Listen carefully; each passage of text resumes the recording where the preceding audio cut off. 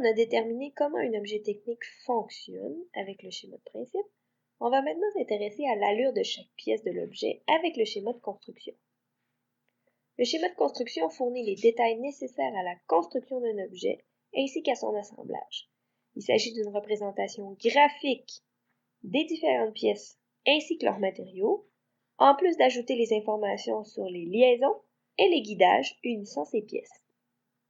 Le schéma de construction doit contenir le titre du schéma, le dessin de l'objet technique, le nom de chaque pièce, l'identification des matériaux utilisés avec une légende de couleur et les organes de liaison et de guidage nécessaires dans l'objet.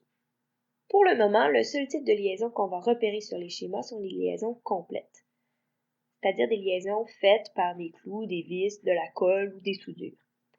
On va les marquer avec un X sur le schéma. Plus tard, tu apprendras d'autres types de liaisons et on pourra spécifier à ce moment-là les liaisons sur les schémas. Reprenons les exemples de schémas de principe faits dans la vidéo précédente, donc la boîte d'allumettes et la roulette à pizza, pour faire des schémas de construction. La boîte d'allumettes est assez facile à construire. On débute avec le titre, donc schéma de construction d'une boîte d'allumettes.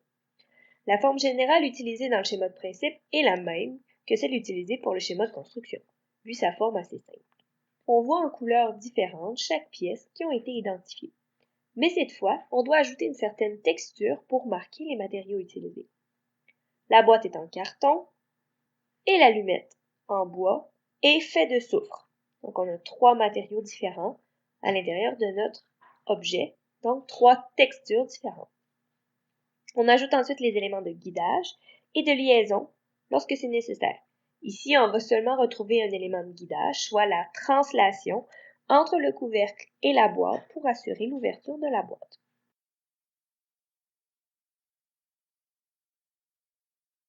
Schéma de construction de la roulette à pizza. On dessine la roulette à pizza le plus fidèlement possible à la forme réelle de l'objet. Évidemment, ce n'est pas un exercice de dessin. Donc, on y va quand même de façon générale, mais il faut être beaucoup plus précis que dans le schéma de principe. Chaque pièce est de couleurs différentes et identifiée, avec les mêmes noms qu'on a utilisés dans le schéma de principe. On retrouve dans cette roulette à pizza seulement 2 matériaux, soit de l'acier et du bois, donc on a 2 textures différentes à l'intérieur. Dans la roulette, il y a une liaison complète entre la garde et le manche via une soudure ou de la colle, donc on va marquer avec des X.